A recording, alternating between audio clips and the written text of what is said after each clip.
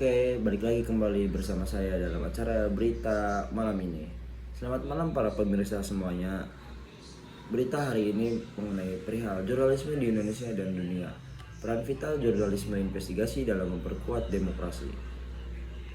Pembahasan pertama kita membahas kondisi jurnalisme di dunia.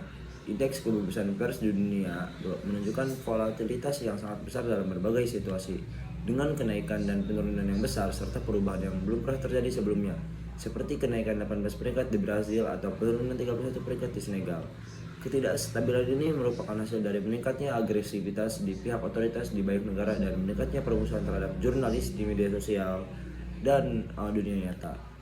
Tantangan yang dihadapi jurnalisme dunia saat ini adalah beroperasi dalam landscape yang berkembang pesat dengan peluang luar biasa dan tantangan signifikan. Setiap era dapat diamati melalui berbagai aspek yang terus berkembang seiring waktu. Pada masa kejayaan media cetak yang mendominasi dunia pers dari abad 17 hingga pertengahan abad 20, yaitu terbatasnya akses informasi. Salah satu hambatan utama dalam terbatasnya akses informasi serta kontrol ketat yang diterapkan oleh pemerintah atau pemilik media besar terhadap konten berita yang disebarkan. Nah, kondisi jurnalisme di Indonesia hari ini,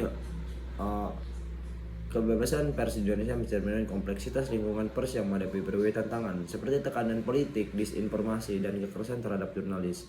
Meskipun berada di kategori cukup bebas, situasi ini menuntut perbaikan signifikan agar kebebasan pers dapat berfungsi optimal sebagai pilar demokrasi.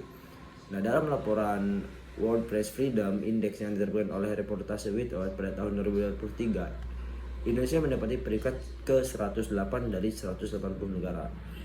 Di antaranya kekerasan jurnalisme di Indonesia ada kekerasan fisik, sering terjadi serangan-serangan fisik terhadap jurnalis-jurnalis ketika meliput sesuatu isu yang sensitif seperti korupsi atau kerusakan lingkungan atau konflik-konflik sosial. Lalu ada intimidasi melalui hukum, diancam dengan perba hukum, undang-undang informasi transaksi elektronik atau UU ITE menjadi salah satu instrumen yang paling sering dipakai untuk mengkriminalisasi pemberitaan.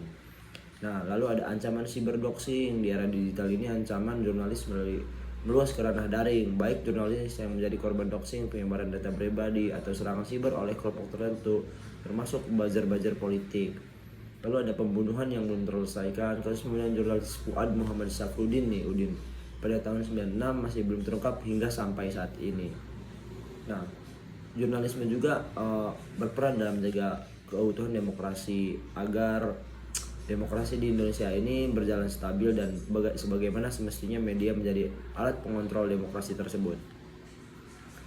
Oke, baik, mungkin dampak jurnalisme investigasi terhadap transparansi dan akuntabilitas yaitu meningkatkan transparan, mendorong akuntabilitas, penguatan demokrasi, perubahan kebijakan, perlindungan hak asasi manusia.